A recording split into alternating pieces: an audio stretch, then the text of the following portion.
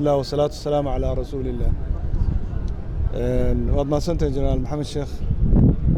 تليها عيدنك بوليسكا تليها عيدنك أميسوم تليها عيدنك بوليسكا أميسوم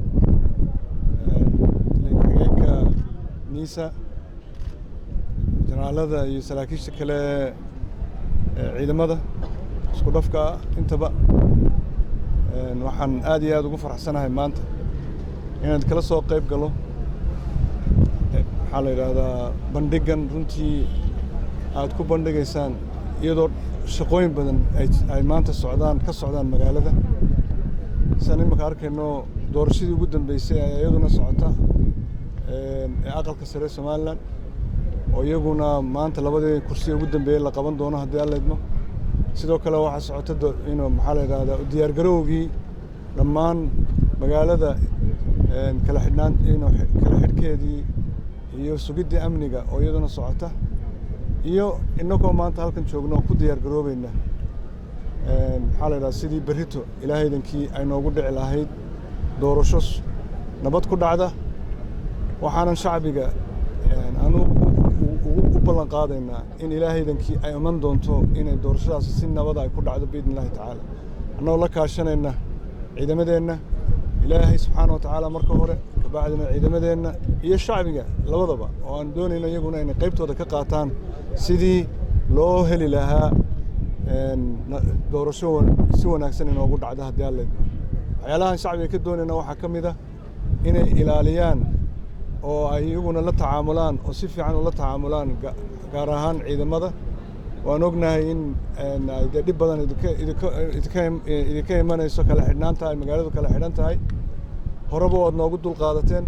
iminkana inaad noo dulqaadataan baan doonaynaa si markaa nabada ay noogu dhacdo doorashadu sidoo kale waxaan farayaa ciidamada iyaguna inay u naxariistaan shacbigooda khaasatan weliba dadka jilicda san hadday tahay gabadh foolanaysaa ama qof xanuunsanaya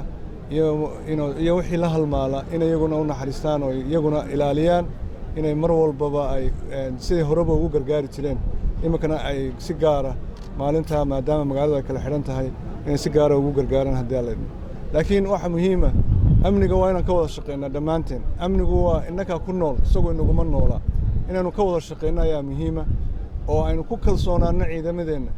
ilaahay subxaana wa tacaala inagoo mar walbaba tiirka alle subxaana wa tacaala inagoo qabsanayna inaynu mar walbaba xasuusnaano inay shacab dowladda iyo ciidamadu intuba ay ku filan yihiin inay sugi karayaan amniga marka aynu ku kalsoonaano taas sidaad ka arkaysaan waxaa maanta ani sharaf weyniya in xaggayga dambe ay joogaan ciidamadii in yar oo ka kooban weeyaan maaha iyagoo dhan ee ciidamadii maanta loogu talagalay inay hawshaa qabtaan iyo xoogagga halkaad ka arkaysaan oo xooggii isku darka ahaa kii Soomaaliyeed iyo kii walaalaheen Afrikaba intaba ay tahay waana taa weeyaan ilaahaydankii tahay maalinta ka dambaysa nabadan aad arkaysaan lagu sii tallaabsanayo waxa keenaya wax weeye waa dadaalka amniga la waday muddaba marka taasaan rabnaa ilaahaydankii inaynu ka wada shaqeyno dhammaanteen haddii alla idmo oo inoo noqota maxaa la yidhaahdaa waxaynu inaynu isku tiirsanno oo aynu hawshaa dhinac ka soo gallo ayaa muhiima ugu dambayntii waxaan aad iyo aad ugu mahadnaqayaa ciidamada laftooda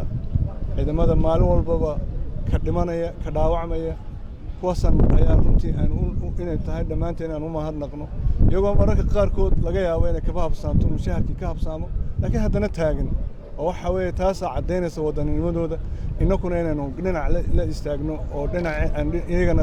jiirino ayaa loo baahan yahay biidnillahi tacaala sidoo kale inaan u mahadnaqno ciidamada kala shisheeye walaalaheenna ee dalalka kala duwan ka yimid iyaguna ay qaybtooda ka qaataan iyagoo dal kale ka yimid ayaa dhiigooga halkan ku daadanaya oo maalin walba ay ku dhimanayaan oo ku dhaawacmayaan marka runtii waxaan iyagana jecel lahay inaan u mahadnaqno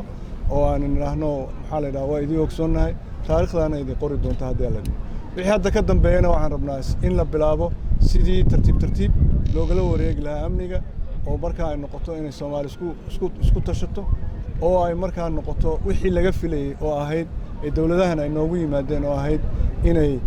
inay naga caawiyaan oo in soo kobciyaan marka inakuna aynu la wareegno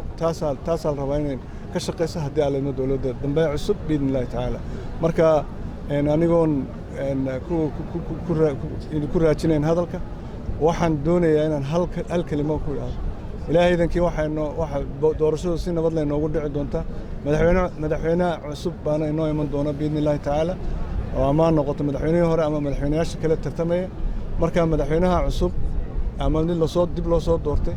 waxaanu doonaynaa inaynu la wada shaqeyno dhammaanteen kuna kalsoonaano doorashada aan ku kalsoonaano haddii aan leedno waa taa weeta wax bedelaysa Soomaaliya maanta hore u socotaa horena waa u socon doontaa ilaahay idankii aynu hore wada dhaqaajino dhammaanteen taasaa muhiim wassalaamu calaykum waraxmatullaahi